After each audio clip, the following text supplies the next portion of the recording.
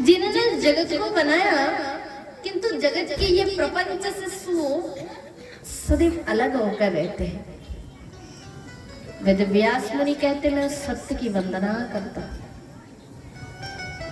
निगम माने वेद, वेद की कल्प वृक्ष जो है ना, वेद कल्प वृक्ष है और वेद स्वरूप कल्प वृक्ष का पका हुआ फल है श्रीमद् भागवत। और इस भागवत रूपी फल का रस का पान करें। तो लोगों ने कहा महाराज कब तक पान करें? तो बोले जब तक तुम्हें भगवान के चरणों में मोक्ष न मिल जाए। यह मुक्ति की बात है। वैसे तो जो कृष्ण भक्त होता है ना, वो मुक्ति भी नहीं चाहते हैं, वो भक्ति चाहते हैं। तो तब तक सुने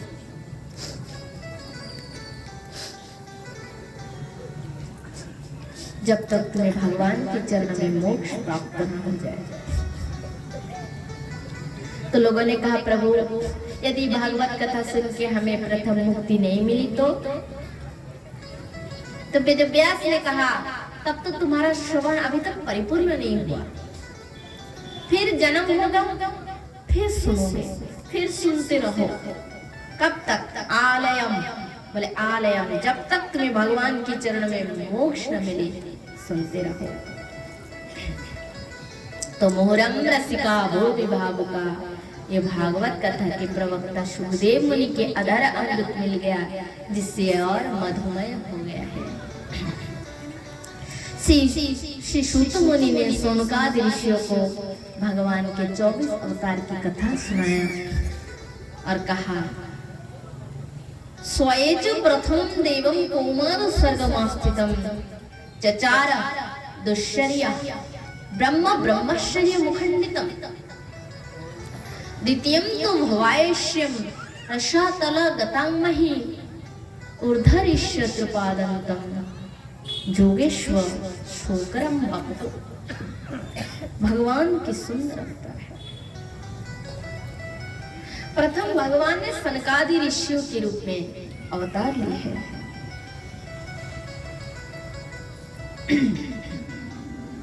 भगवान के जितने भी अवतार है धरती पर वो केवल लोक कल्याण के लिए है। ऐसा नहीं कि अवतार लेकर भगवान को मजा आता है, आनंद मिलता है, ये बात नहीं है। भगवान का अवतार का मूल कारण है केवल लोक कल्याण।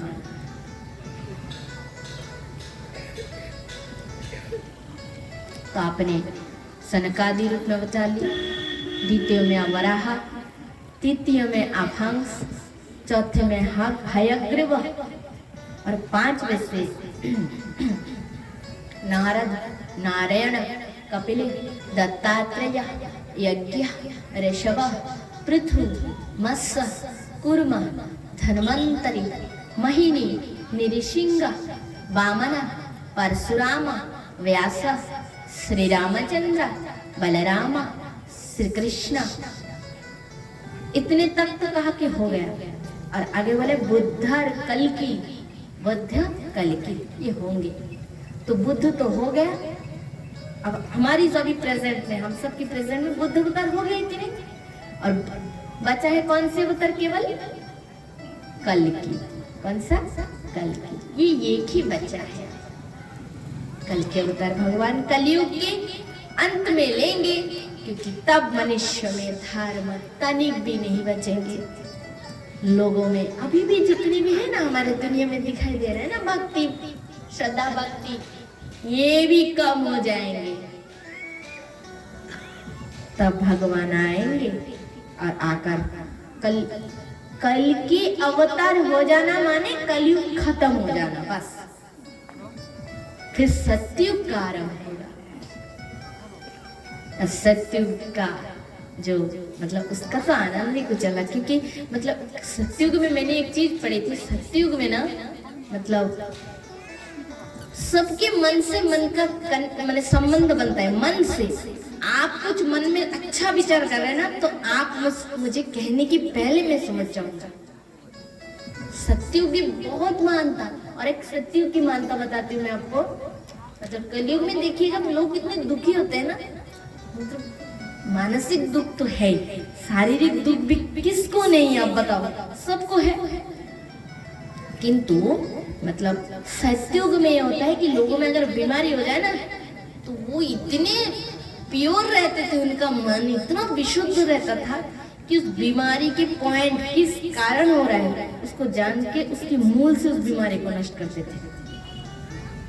इसलिए सत्युग में लोगों का आयु बहुत लंबा होता था, बहुत ज्यादा लंबा। और कलयुग में भगवान ने ये शक्ति नहीं दी। क्यों? क्योंकि तुम भजन नहीं करते, तुम्हारे पॉइंट देखो तो तुम्हारा मन सत्य में कितना है, 5% है। 95 हम लोग मन संसार के विषय में दे दिए, और परसेंट 5 ये भी कितने, 100 में से आप देखेंगे 10% होगा। 90% लोग ये दुनिया में ऐसे ही जी रहे हैं। क्या जीना जिसमें सत्यता ना हो, जीवन में सत्यता ना हो, पवित्रता ना हो, मन में ईश्वर की प्रति निष्ठा ना हो, इंद्रियों में संयमी ना हो, नेत्र से कुछ भोग दिखा, मुझे यही चाहिए, मतलब कोई कंट्रोल नहीं अपनी इंद्रियों पे। आंखों से देखा, चाहा जीभा से देखा, मुझे वो खाना है, कान से सुना, मुझे वो सुनना है, इंद्रिय के भोग सब अपने कंट्रोल में, अपने वश में होगा, ये जीना है ना। तो ऐसे होने चाहिए। जिसने इंद्रियों को जीता उसे कहते हैं जितेंद्रिय। और इंद्रियों से ऊपर है मन, इंद्रियों से ऊपर ये मन है। ये मन बहुत शक्तिशाली है, इंद्रियों का राजा है।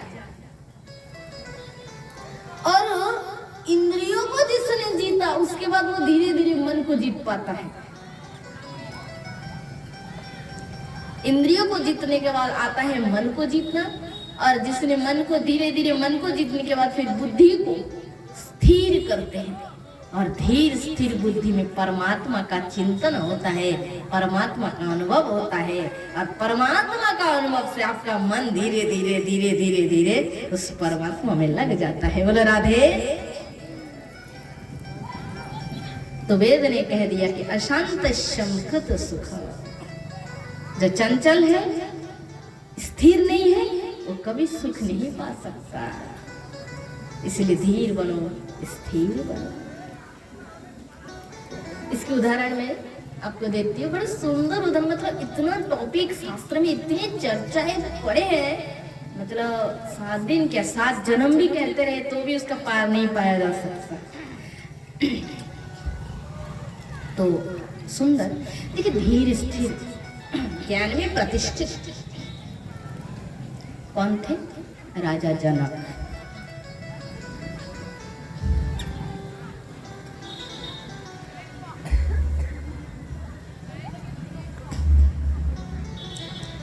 राजा जनक, कैसा आवाज हो रहा है? राजा जनक गुरुदेव की कुटी में गए।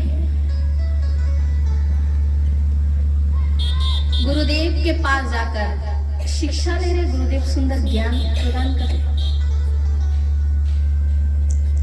उतने में एक उनके मतलब सैनिक होते ना, सैनिक आए और कहा, महाराज महाराज, आपके जो है ना, आपके नगर, मिथिला नगर है राजा जनक की, तो मिथिला नगर में, आपके नगर में आग लग गया। क्या लग गया? किंतु गुरु से ज्ञान प्राप्त कर रहे राजा जनक धीर स्थिर भाव से बैठे। सैनिक खबर दूसरा ध्यान में। कुछ देर बाद फिर और एक सैनिक आए और आकर कहा, महाराज, अब वो जो आग है ना, आपके नगर में ही नहीं, अभी तो आपके महल में भी आग लग गए हैं। आपके महल में आग लगे, पूरा महल जल रहे हैं राजन।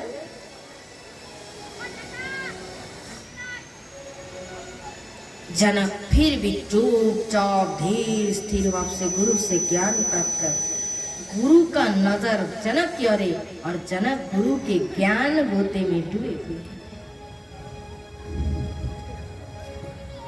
कुछ देर बाद फिर और एक सैनिक आया और आकर महाराज को प्रणाम करते हुए कहा, महाराज आग तो पूरा आपके महल को जला ही दिए और वही आग धीरे धीरे धीरे धीरे आए गुरु, आपके जो गुरु है ना, एक गुरुदेव की आश्रम कुटी की ओर आए। जनक जी ने कहा पूरे मिथिला पूरी जल के भस्म हो जाए, मिथिला पूरी आग से जल कर भस्म हो जाए, किंतु जनक का कोई बाल बाका नहीं कर सकता, क्योंकि जनक गुरुदेव की श्री चरणों में बैठा हुआ है और श्री गुरु के जब तक चरणों में मैं हूं तो मेरा विनाश नहीं हो सकता। क्योंकि जनक जो ना आत्मज्ञानी थे, आत्मा में पर्यवेक्षित थे, इतनी बड़ी ज्ञानी थी जनक जी, तभी तो स्वयं परा प्रकृति माँ लक्ष्मी सीता उनके घर पुत्री रूप में आई है। ऐसा नहीं कि बहुत धन संपत्ति है तो सीता माता भगवान की जो शक्ति पराशक्ति आ गई। अरे समस्त धन की मालकिन तो खुद वे ही है। बहुत बड़े ज्ञानी थे जनक जी ने, ये परीक्षा था, उन्होंने देखा है कुछ नहीं कुछ नहीं, ये पूरा संसार जनक जी केवल ज्ञान दृष्टि से में केवल कुछ नहीं मिथ्या देखते थे और सर्वभूत व्यापी राम सिया राम सब जग जानी करहु प्रणाम जरी जग पानी। पूरे जगत खरी जनक जी सीताराम और सीताराम को ही देखते थे, क्योंकि माया क्या है, माया माने जो नहीं है वही तो माया है। और ये माया की अज्ञान की दृष्टि सब घर द्वार नगर दुनियादारी हमको दिखाते हैं, किंतु जब गुरु कृपा से ज्ञान दृष्टि प्राप्त हो जाता है, चक्षुदान दिलो जे जन्म जन्म गुरु से दिव्य ज्ञान हृदय प्रकाशित, दिव्य ज्ञान हृदय प्रकाशित। प्रेम भक्ति जहाँ होते अविद्या विनाश जाते, वेदे गाय जाहारो चोरितो। कौन है वो? गुरुदेव। तो स्वयं गुरु तो श्री चैतन्य महाप्रभु ही है, श्री राधा रानी गुरु है। ऐसे गुरु को पकड़ लीजिए, आप भी अमर है, आपका गुरु भी अमर है। बोलो राधे। और आपने शरीर में किसी को गुरु किया तो उन्हीं के अंदर भी चैतन्य महाप्रभु को ही गुरु रूप में अनुभव करे, क्योंकि शरीर तो एक दिन चिता में जाएगा, सबका है। साधु भी जिस शरीर में है वो शरीर में एक दिन जाएगा, जाएगा नहीं जाएगा। अरे जिसने साधना करके सिद्धि प्राप्त किया, इस मायामय देह को इस संसार में त्याग करके छोड़ के जाना पड़ा, क्योंकि वो आया था किसी काम के लिए। इस देह रूपी मतलब कब ये को आप कहेंगे, इससे कहेंगे घर, ये देह एक घर है। इसको आश्रय बनाकर आया, फिर जब काम हो गए तो इसी को यहाँ छोड़ के फिर अपने स्थान अपनी जगह चले गए। तो महाराज 24 अवतार की कथा सूत मुनि ने सनकादि ऋषियों को सुनाया और कहा है, सनकादि ऋषियों भगवान के केवल 24 अवतार नहीं सुनो, उनके तो असंख्य अवतार है। अवतारा असंख्या हर शतर निधि जा। धरती पर अनंत निधियां बहती समुद्र में मिल जाती है, वो परम ब्रह्म भी धरती पर अवतार लेते ही रहते हैं। किंतु कितने अवतार होते हैं, भगवान आकर कहते हैं कि मैं भगवान हूं, किंतु कुछ कुछ ऐसा अवतार है कि भगवान इतने गुप्त रूप में आते हैं दुनिया में, किसी को पता नहीं चलते और वो लोग कल्याण करके वापस चले जाते हैं। यही तो भगवान की लीला है। क्योंकि आपके जो बच्चे हैं ना, जब तक वो छोटे हैं, आप हर समय उसकी भविष्य के लिए आपकी चेष्टा बनी रहेगी। मेरा बच्चा ये करे, यहाँ पे उसको पढ़ाए, यहाँ भेजे, तो उसका मतलब आगे की भविष्य और उज्जवल होगा, है ना। तो वैसे भगवान हर समय चिष्टा प्रतिष्ठा में रहते हैं मानव कल्याण के लिए, और एक के बाद ये अवतार लेकर वो धरती पे आते हैं। श्री सूत मुनि शौनकादि ऋषियों से इसके आगे कुरुक्षेत्र की कथा सुनाते हैं। कुरुक्षेत्र की युद्ध के बाद श्री भीमसेन जी ने अपनी गदा से जब दुष्ट युवराज दुर्योधन को मारकर उसके अंग को नष्ट कर दिए, धरती पर पड़े हुए दुर्योधन बहुत कष्ट में, अति पीड़ा में तड़प रहा है।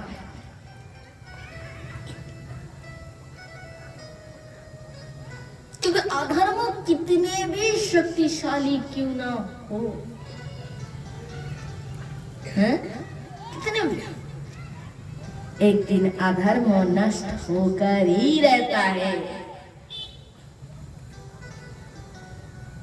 और धर्म की दीप, अधर्म ना एक दिन में ऊंचाई में पहुंच जाता है, और धर्म धीरे धीरे मजबूत बनकर ऊपर पहुंचता है। तो महाराज दुर्योधन तड़प रहा है मृत्यु के सैया पर। गुरु द्रोण के पुत्र अश्वत्थामा उसकी ये दशा देखकर रात्रि के समय पांडवों के शिविर में जाकर उसने सोए हुए 5 युवक की मस्तक काट कर लिया है। उसने कहा, युवराज, तुम पर जो अन्याय हुआ उसका बदला मैंने ले लिया। देखो, तुम मर रहे हो तो क्या हुआ, मरने से पहले भी तुम विजयी थे, तुम विजयी थे। बोले कैसे? बोले देखो, मैं 5 पांडवों की मस्तक को काट कर लाया, तो तुम्हारी जीते जी तुम तो मर जाओगे, फिर भी मरने से पहले तो तुम जीत गए ना। दुर्योधन ने कहा, क्या केस सच में अश्वत्थामा तुम पांडवों की मस्तक लाए हो? हाँ। कहा दिखाओ। जैसे उसी मस्तक को वो अश्वत्थामा दुर्योधन के पास लेकर गए, और दुर्योधन केवल स्पर्श की उस मस्तक, देखिए एक्सपीरियंस क्या है, स्पर्श करते ही वो जान गया कि पांडवों की मस्तक नहीं। वो भीम को जानता है, वो जानता है कि कितना बड़ा वो भीम बलवान योद्धा है।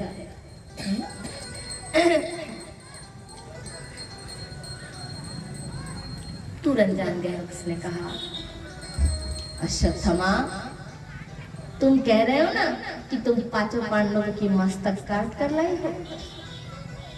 अश्वत्थामा, ये 5 पांडव नहीं, अपितु द्रौपदी के 5 पुत्र की मस्तक तुम काट कर लाए।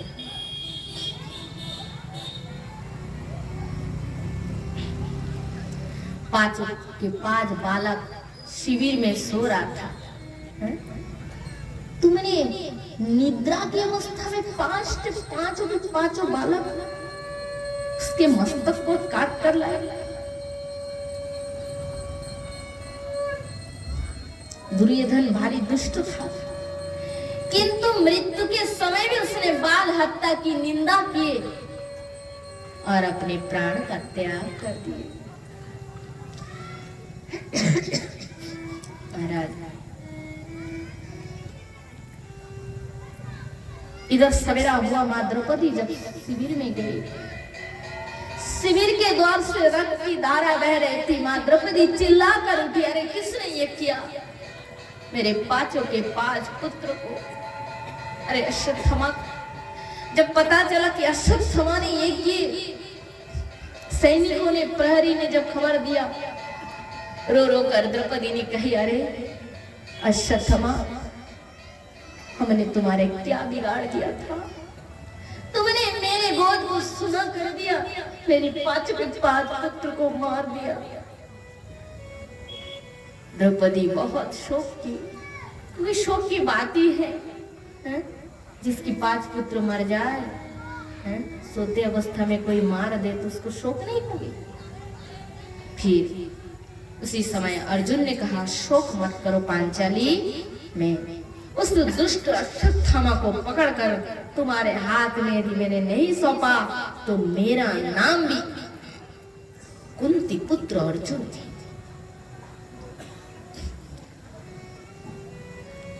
उसी समय अर्जुन रथ पे बैठकर, श्री कृष्ण भगवान रथ चला रहे हैं और अर्जुन अति तीव्र वेग से उस रथ में बैठकर अश्वत्थामा को पकड़ने के लिए चल पड़े। अश्वत्थामा देख रहे कि अर्जुन आ रहे, क्योंकि वो जानता है अर्जुन की शक्ति को, वो भारी धनुर्धर है अर्जुन।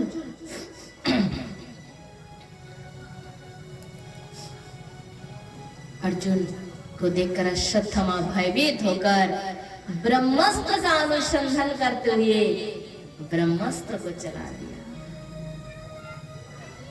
भगवान ने कहा, देखा ये दुष्टों की स्वभाव तो देखो। अरे जब अपनी प्राण के ऊपर आया तो इसने ब्रह्मास्त्र चला दिया।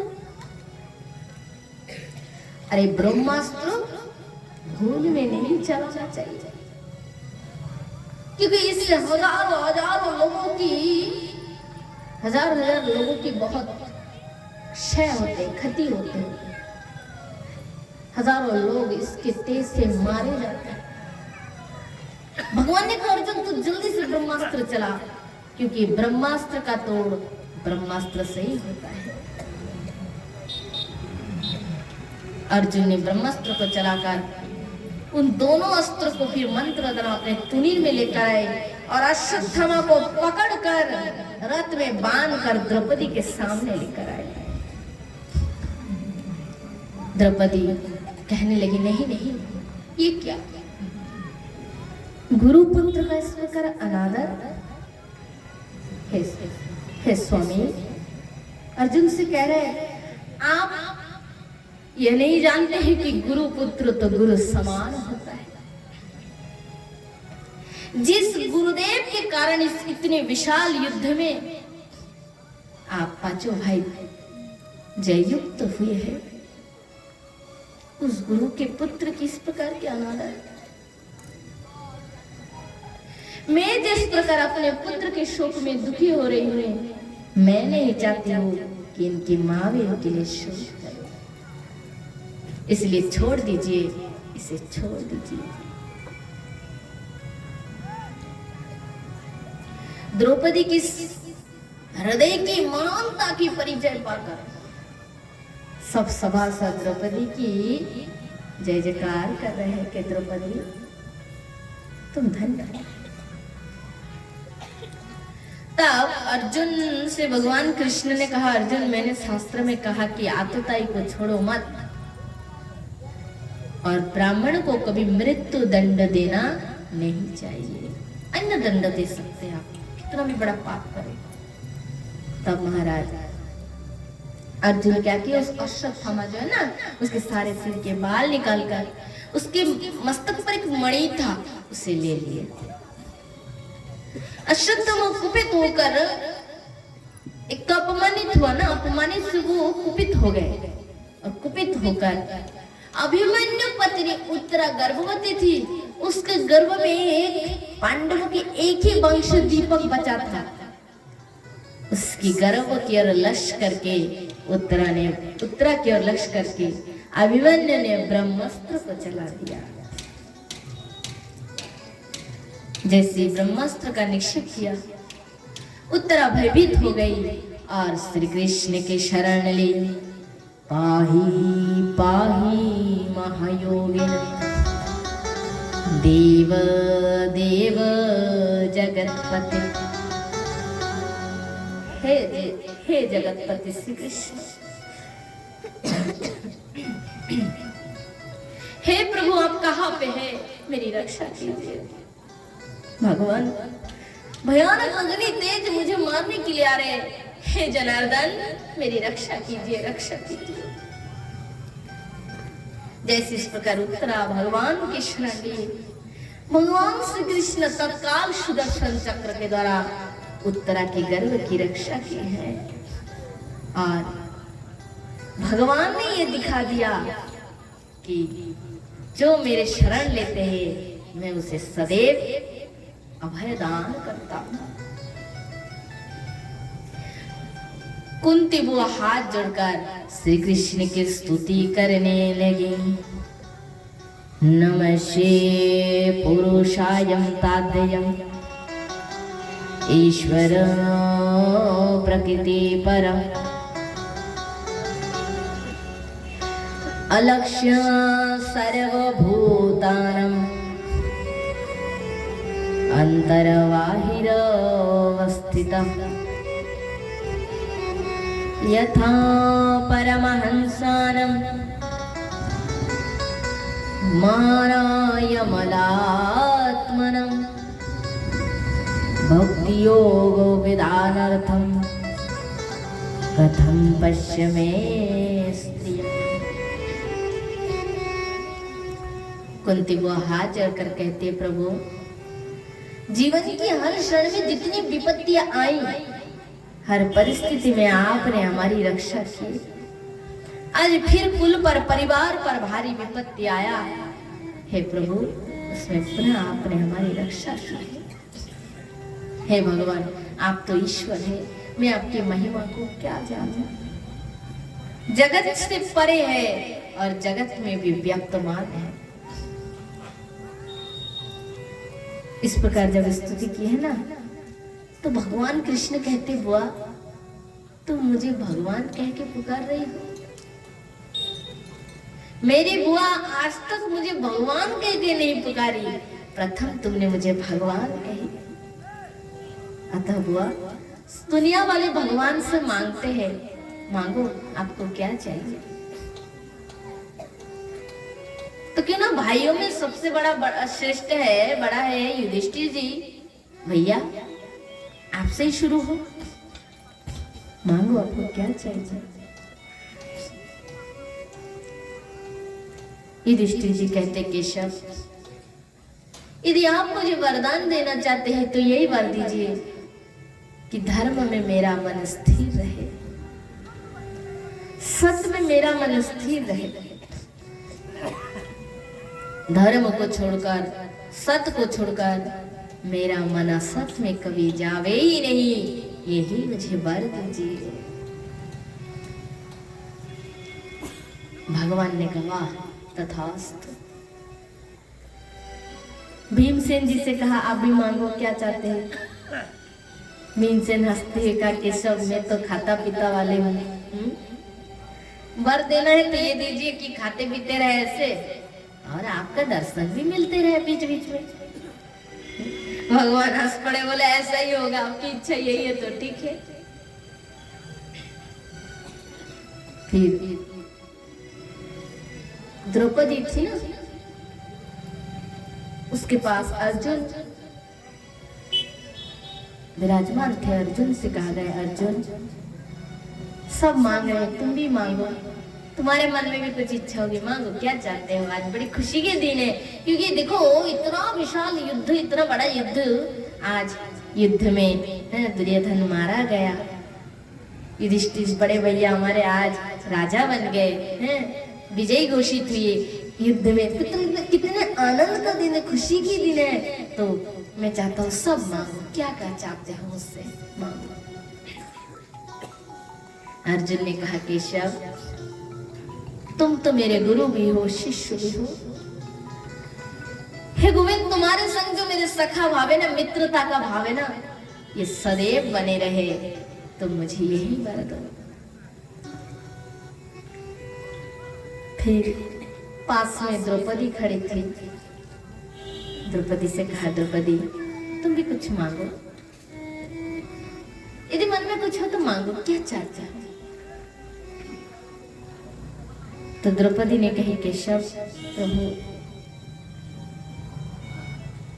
मुझे आज भी वो दिन याद आती है जब मैंने कुरुसभा में दुष्ट दुशासन ने मेरे साड़ी के पल्लू को खींचा। मैं सबके शरण में गई थी, किंतु किसी ने भी मेरी लज्जा की रक्षा नहीं कर पाई। हे प्रभु, एक स्त्री के लिए सबसे बड़ा उसके पति होते हैं, होते कि नहीं? किंतु मैंने अंत में मेरी पति उसे, मैंने अपने पतियों की शरण ली, पतियों से इच्छा रखी कि वे मेरी रक्षा करेंगे, किंतु वे भी मेरी रक्षा नहीं कर पाए। और अंत में जब मैंने आपकी शरण ली है, आपको याद किया, कृष्ण कृष्ण, हे कृष्ण मेरी लाज की रक्षा करो प्रभु, तो कहने में देर लगी मुझे, किंतु आपको आने में देर नहीं लगा। सारी बिची नारी है कि नारी बिची सारी, सारी है कि नारी है कि नारी है कि सारी, पूरा सारियों का ढेर लगा दिए। दुशासन खींचते खींचते गिर पड़े। तो केशव, आप मेरे जीवन में क्या है, मेरे लिए क्या है, आपने बता नहीं सकती। बस यही मैं चाहती हूँ कि आपके संग जो मेरी भाई और बहन के जो संबंध है ना, वो सदैव बने रहे, यही आप मुझे आशीर्वाद दें। भगवान कृष्ण सबकी मन की बात सुन रहे हैं, भगवान को भी आनंद हो रहा है, भगवान मुस्कुरा रहे हैं और कहा तथास्तु। फिर छोटे और दो भाई थे, नकुल और सहदेव, उनसे भी कहा गया, तो उन्होंने कहा प्रभु हम तो छोटे भाई हैं, बड़े भाइयों की सेवा करना हमारा परम धर्म होता है ना, हम बड़े भाइयों की सेवा करें और बीच बीच में आपका दर्शन भी मिलती रहे। किंतु क्रांति तो तब आई जब कृष्ण ने अपनी बहन सुभद्रा को कुछ मांगने के लिए कहा। सुभद्रा से जब कहा गया, सुभद्रा बहन सब मांग रहे, तुम भी कुछ मांगो, तो पता है सुभद्रा क्या कहती है? सुभद्रा कहती है भैया मैं जो मांगूंगी क्या सच में आप मुझे दोगे? भगवान कहते हाँ हाँ क्यों नहीं, पगली तू नहीं देख रहे, अरे सब मांग रहे, तू भी मांग, तू क्या चाहती है? तुझे मांगने में देर लग सकती, मुझे देने में नहीं। क्या चाहती है तू? इंद्र पर, ब्रह्मा पर, ब्रह्मांड की अधिपति, क्या चाहती है तू? प्रभु की बहन है भाई।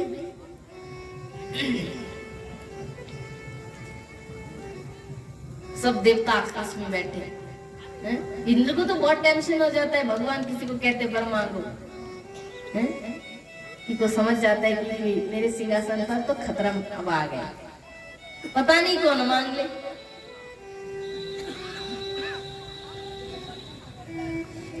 भगवान ने कहते मां, सब देवताओं की नजर उस सभा में है, पता नहीं प्रभु की बहन है, पता नहीं क्या मांगेगी। और कैसी बहन? खास बहन कृष्ण की, सुभद्रा खास बहन है ना।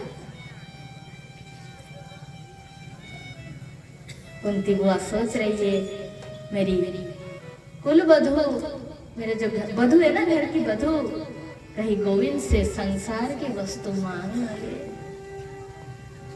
द्रौपदी सोच रही है कृष्ण की खास बहन है, पता नहीं क्या मांगेगी, पता नहीं कुछ तो मांगेगी, पर क्या मांगेगी। किंतु सुभद्रा ने क्या मांगी आप भी सुने, है ना, हम भी जाने।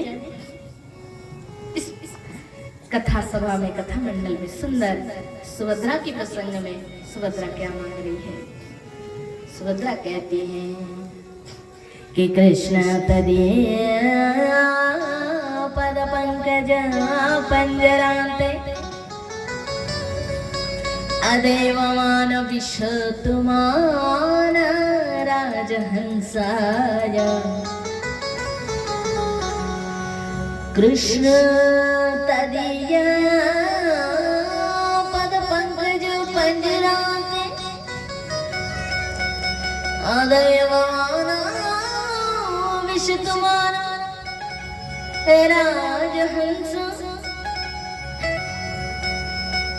प्राण प्रयाण समये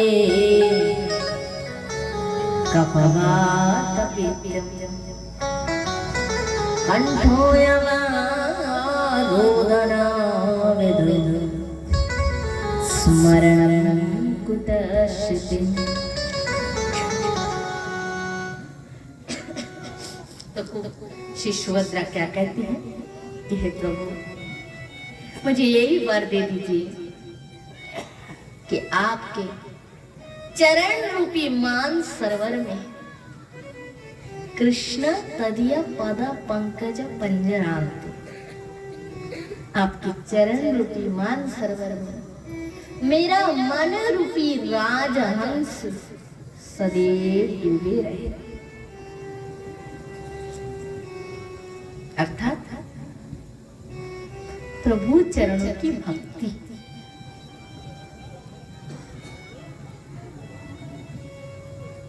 कृष्ण हंसते हुए सभा के सामने, पूरी सभा बैठी हुई, सभा के सामने कृष्ण कहते हैं पगली तूने क्या मांगी? सुभद्रा तुमने मेरे चरणों की भक्ति मांगी। तुम्हें पता है लोग मेरी भक्ति कब करते हैं सुभद्रा? कब करना चाहते हैं? जब लोग बूढ़े हो जाते हैं, बूढ़े कमर 3 जगह से टेढ़ी हो जाते हैं, आंखों से कम दिखने लगते हैं, कानों से कम सुनने लगते हैं, सारे शरीर में झुर्री आ जाते हैं, तब जाके लोग मेरी भक्ति करते हैं। और तुम अब से मेरी भक्ति चाहती है? तो सुभद्रा क्या कहते पता है? सुभद्रा कहते प्रभु जन्म जन्म मुनि जन्म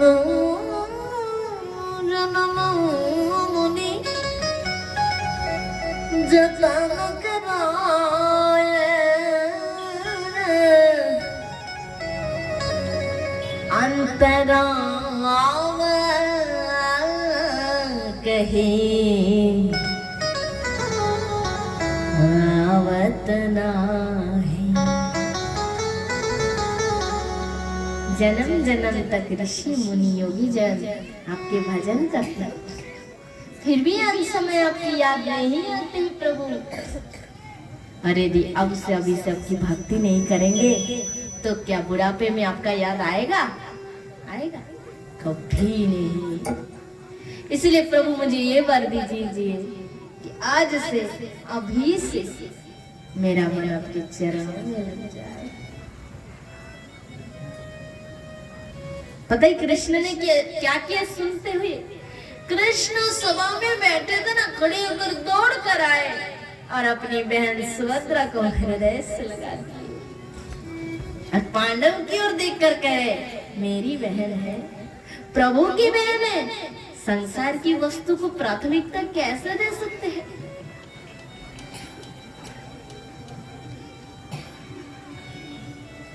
कुंती बुआ ने कहा केशव में क्या मांगो? सबने तो मांग लिया। गोविंद ने कहा बुआ आपका नंबर तो पहले ही था, आपने नहीं मांगी, अब आपको मांगना ही पड़ेगा, कुछ भी मांगो। तो कुंती बुआ कहती है विपदा संतुनो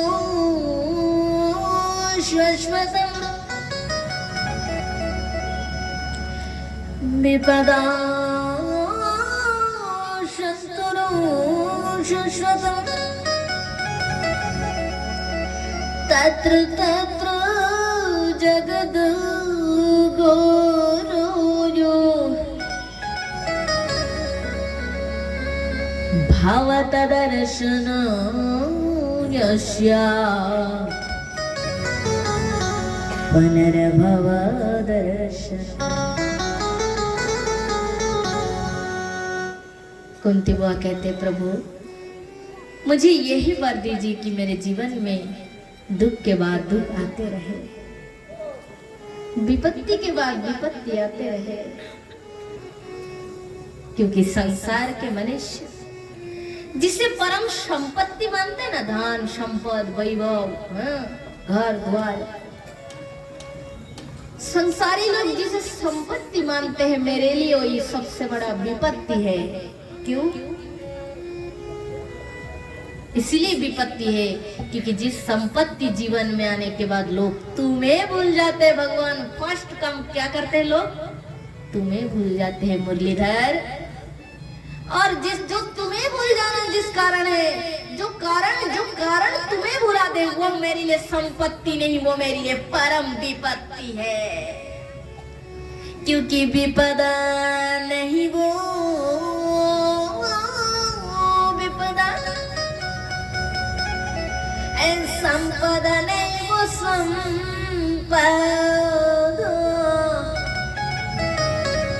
विपदा विस्फरणम विष्णु, संपदा नारायण स्मृति। विपदा विस्मरण विष्णु, आपको भूल जाना ही सबसे बढ़कर विपत्ति है, और आपकी स्मरण आना ही परम संपत्ति है। वही विपत्ति मेरे लिए परम संपत्ति है, जिस विपत्ति में लोगों को तुम्हारा याद आ जाता है। प्रभु तुम्हारा याद आ जाता है। इसलिए तो कबीरदास जी ने कहा कि सुख के माथे सिल परे,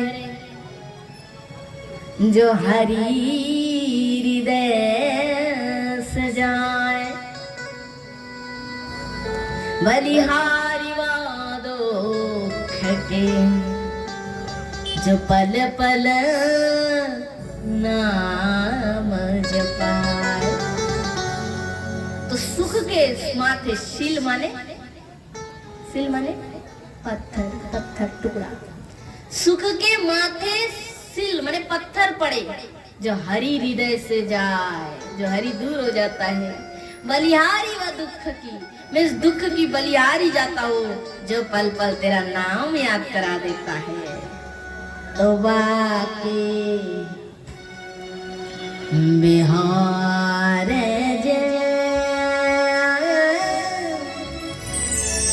दूर करो दुख मेरा, बाकी बिहार दूर करो दुख मेरा,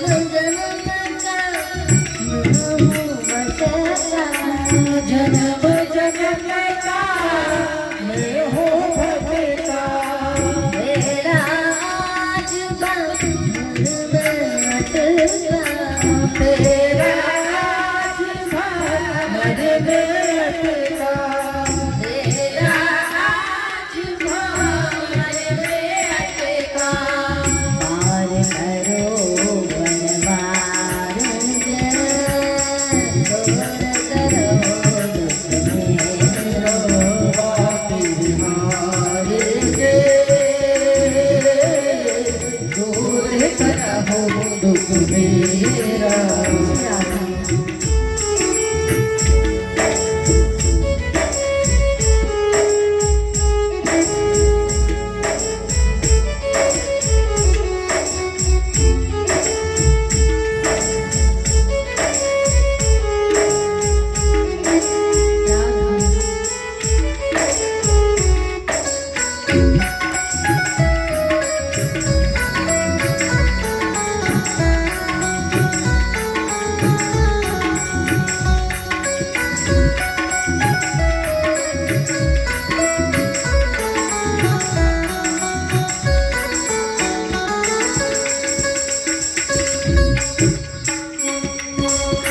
सवेरिया हिला गणिका नारी, सवेरिया हिला गणिका नारी, सवेरी तुम्हारे पार उतारे, सवेरी तुम्हारे पार उतारे, हमारी बारी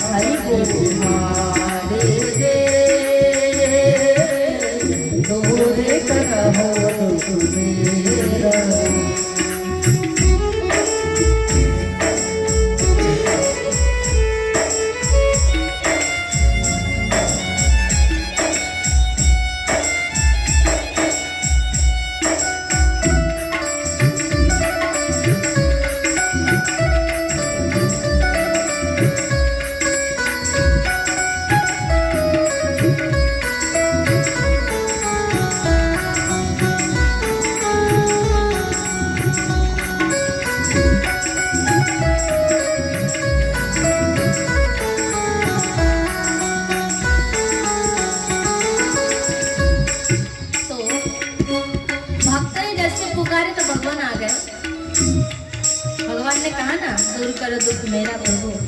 तो भगवान कहे हम आ गए, क्या चाहते हो, कौन से दुख दूर करने के लिए मुझे बुलाए हो बता। तो भक्त कहते प्रभु मेरे मन में एक ही इच्छा है, एक ही दुख है। क्या बोले मेरी इच्छा यही है कि जब मेरे जीवन का अंतिम समय आए ना तो एक बार अपने मनोर झांकी में मुझे दर्शन दे देना। बस यही चाहता हूँ, मन के दुख ही यही है कि अंतिम समय मुझे आपका दर्शन मिले। भगवान ने कहा ठीक है, तुम चाहते हो तो तुम्हें दर्शन देंगे। तो परंतु कौन से रूप में आए, क्योंकि मेरा तो बहुत रूप है। धनुष बाण लेकर आए कि सुदर्शन चक्र लेकर आए, बताओ कौन से रूप में देखना चाहते हो मुझे। तो भक्त क्या कहते हैं, क्या कहते हैं, मोर मुकुट तांबर धारी, मोर मुकुट तांबर धारी, संग में होशी राधिका प्यारी, संग में होशी राधिका प्यारी, संग में होशी भानु तुम्हारे, मोहन गिरे बर धारे दे, दूर करो दुख मेरा, बाकी तुम्हारे दे, दूर करो दुख मेरा, भगत तुम्हारे दे, दूर करो दुख मेरा। बोले वृंदावन बिहारी लाल की जय, जय जय श्री राधेश। भगवान ने कहा बुआ मैं तुम्हें यह वरदान नहीं दे सकता, क्योंकि तुमने अपने जीवन में बहुत दुख कष्ट विपत्ति का सामना किया है। कुछ और मांगो। तो कुंती बुआ ने कही, कृष्ण तुम्हारी भक्ति मुझे दे दो, यही मुझे चाहिए। भगवान ने कहा तथास्तु। फिर वहां से कुरुक्षेत्र की युद्ध में गए। कुरुक्षेत्र की जो युद्ध क्षेत्र में प्रभु जहाँ युद्ध हुआ था वहां गए। पितामह भीष्म सैया पर पड़े थे। कृष्ण के दर्शन के लिए अभिलाषा से प्राण को बचाए रखे थे।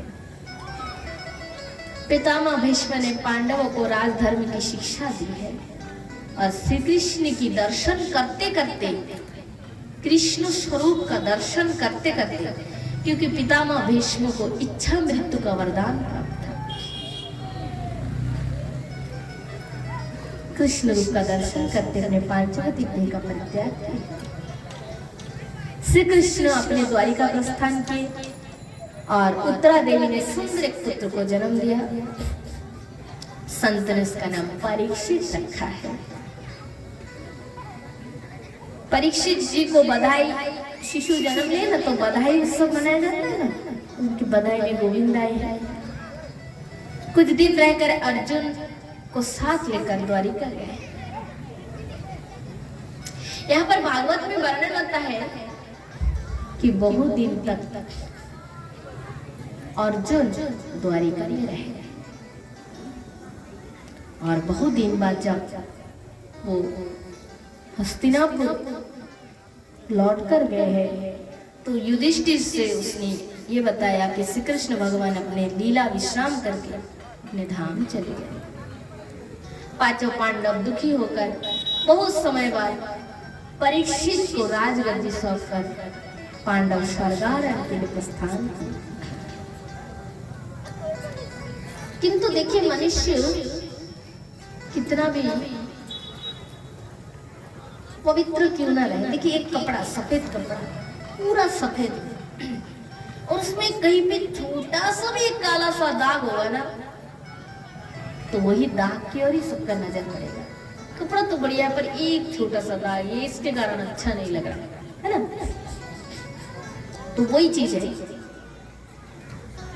जिसने अपने जीवन में थोड़ी सी भी अपवित्र गंदगी का दाग भी इसमें नहीं लगाया, वही स्व शरीर स्वर्ग जा सकता है, और नहीं तो फिर मर के जाएंगे। स्व शरीर नहीं जा सकता, कुछ कमियां रही तो मर के जा सकते। पांचों पांडव द्रौपदी को लेकर हिमालय के उच्च शिखर पर चढ़ रहे थे।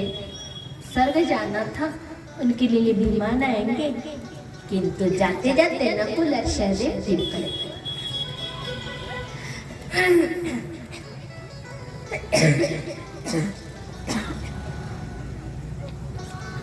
ये ठंडी पता है कहाँ से, उमरपुर से लग गया मुझे। खांसी वगैरह कुछ नहीं, कुछ सर्दी बाकी भी। अभी क्या है, कुछ दिन जनवरी से ठंड पड़ गया ना, तो वह कथा की वहाँ पे भी मतलब ठंडा बहुत ज्यादा था। तो महाराज नकुल और सहदेव गिर पड़े। भीमसेन जी ने कहा भैया अपने छोटे भाई गिर पड़े, भैया चलो उनको उठाते हैं।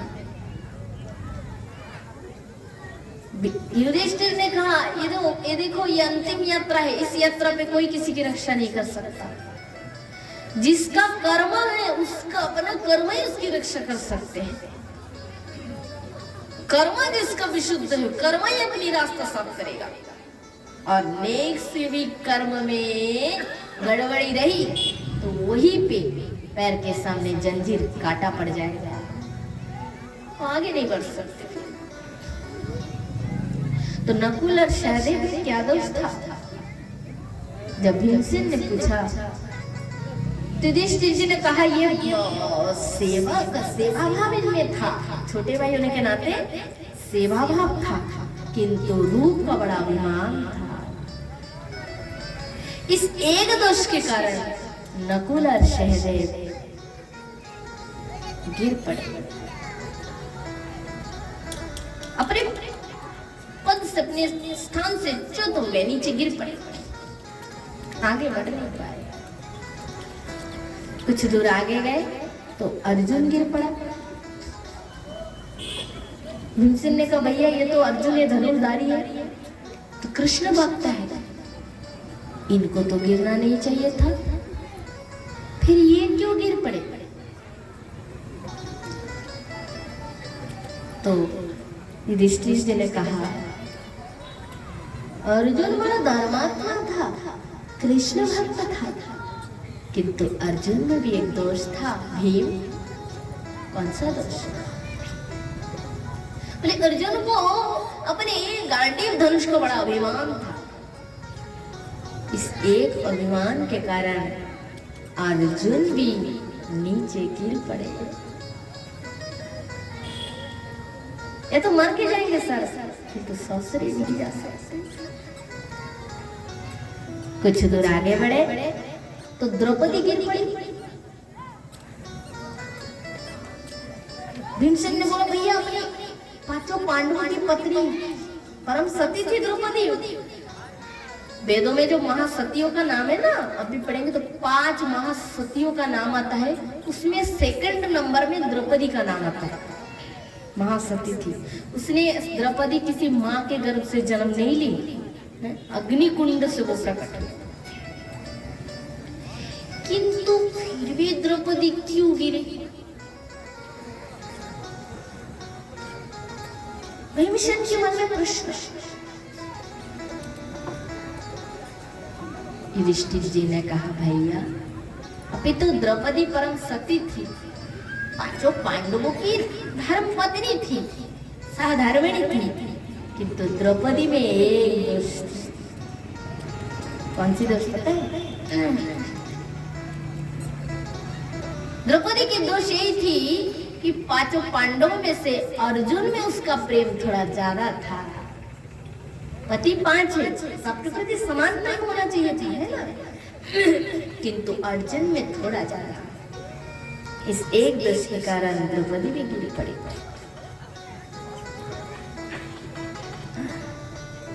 तो जा रहे युधिष्ठिर जी कहते हुए जा रहे,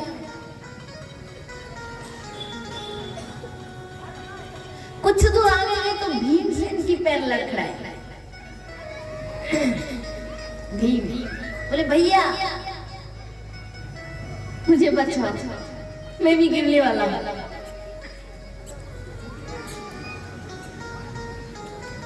युधिष्ठिर ने कहा भैया इस पद में कोई किसी की रक्षा नहीं कर सकते, अपना कर्म ही अपना रक्षा करेगा।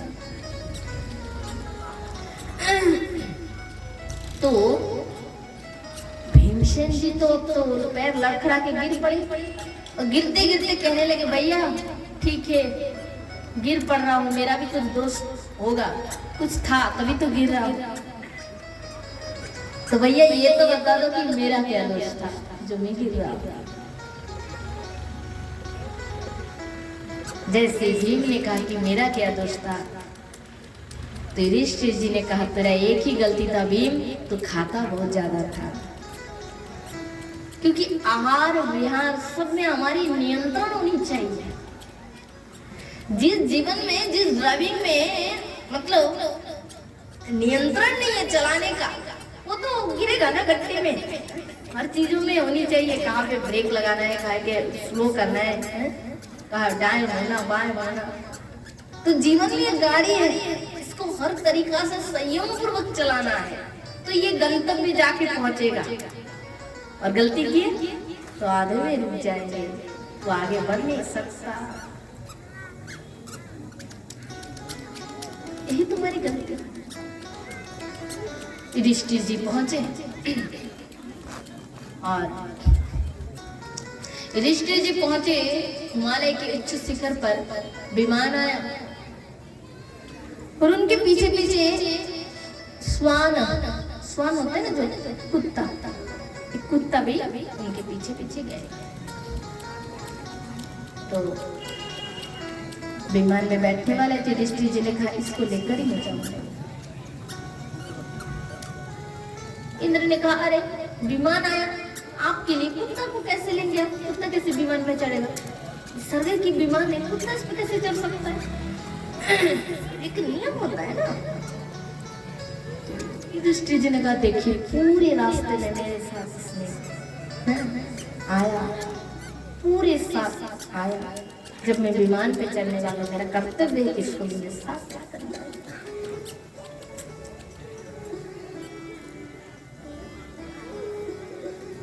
इंद्र ने कहा ये हो नहीं सकते, ये इसको विमान में चढ़ाया नहीं जा सकता।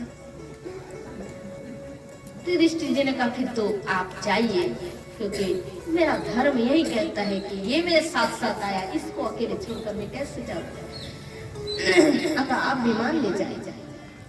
जैसे विमान ले जाने के लिए कहा गया कि उतने में वो कुत्ते के रूप में स्वयं धर्मराज थे। धर्मराज जी प्रकट हुए और कहा हे युधिष्ठिर, हे राजन, मेरा अंतिम परीक्षा था, उसमें भी तुम उत्तीर्ण हुए, तुम धन्य हो, वास्तव में तुम परम सत्यवान धर्मराज हो। बोलो राधे,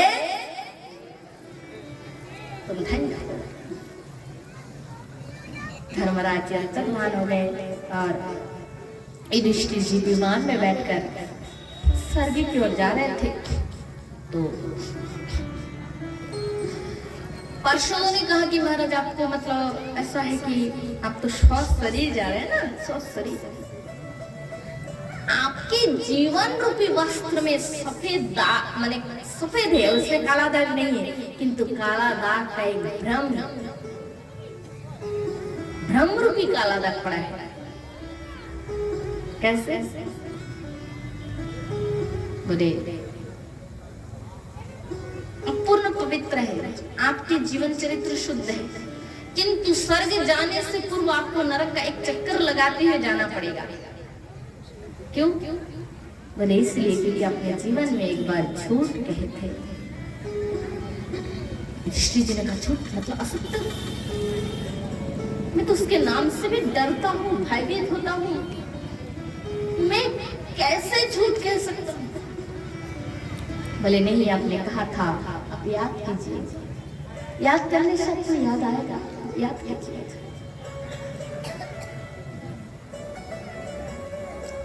बोले अच्छा, वही वाला है ना, वही असत्थमा हतो। अरे वो मैंने अपनी इच्छा से कब कहा? वो तो कृष्ण ने मुझे सिखा दिया था, तब मैंने जाकर कहा। भगवान कृष्ण है ना, वो तो भगवान है, वो प्रकट हो गया, भैया मैंने तो कहा था। अरे कन्हैया तू पहले जो छलिया थी वही है, तूने नहीं सिखाया था युद्ध क्षेत्र में झूठ कहता है? भगवान कहते मैं झूठ नहीं कह रहा हूँ, मैं जितना कहा था उतना यदि आप कहते तब तो ठीक था। मैंने आपको सिखाया असत्तमा तो भैया कह दो, मैंने आपको कहा, आपने कह दिया, वो तो ठीक है, किंतु और उसके बाद तो थोड़ा बड़ा चढ़ा के कह दिया ना आपने, नरों की बात। अरे भैया हाथी है कि मनुष्य, जरा देख लेना।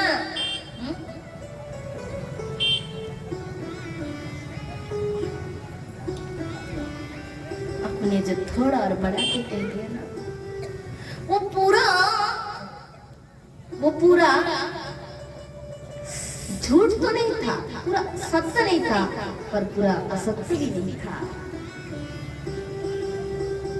पूरा असत्य नहीं था, पर पूरा सत्य भी तो नहीं था। आधे झूठ थे, और उस आधा झूठ, क्योंकि पूरा जीवन की चरित्र एकदम उज्जवल है ना युधिष्ठिर जी के, उस आधे झूठ बार बार उसमें दिख रहा है। उस आधे झूठ के कारण आप नरक के चक्कर लगा के स्वर्ग जा रहे हैं। आधा झूठ का ये परिणाम, और हम जीवन में कितने झूठ कहते जा रहे हैं, उसका क्या परिणाम हो सकते हैं हम कभी सोचते हैं? कदापि नहीं। इसलिए सत्य ही परम धर्म है, धर्म ही परम सत्य है। धर्म ना दूसरा सत्य समान। जिसने जीवन में सत्य को अपना आभूषण बना लिया, उसको न दान करने की जरूरत, न यज्ञ, न तीर्थ, न तप, न जप, न समाधि, सत्य ही उसके सत्य द्वारा उसका तप जप सब हो रहा है। किंतु कौन कहेगा सत्य वचन हर समय? ये भी तो बहुत बड़ा तपस्या है। कौन कहेगा? आजकल के जमाने में तो है ही नहीं है क्या?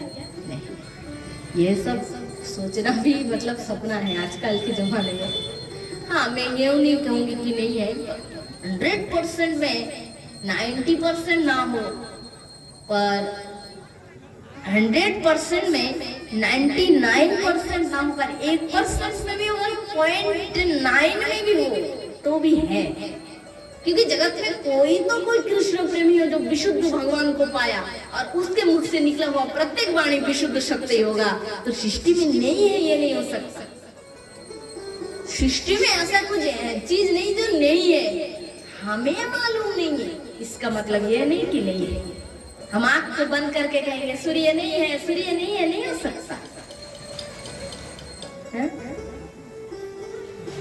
उल्लू को दिन कभी प्रिय नहीं होता है क्योंकि उसे दिन में नहीं दिखता है, और कौओं को रात कभी अच्छा ही नहीं लगता क्योंकि उसे रात में कुछ नहीं दिखता। और उल्लू और कौओं के जाने से रात और दिन में परिवर्तन नहीं हो सकता। दिन के समय दिन और रात के समय रात होंगे ही होंगे। तो सत्य है, और सत्य को प्रतिष्ठित हृदय में रखने वाले महान आत्मा भी हमारे दुनिया में है। ऐसा हो सकता है कि हम उन्हें जानते नहीं हैं। तो महाराज युधिष्ठिर जी स्वर्ग प्रस्थान की है।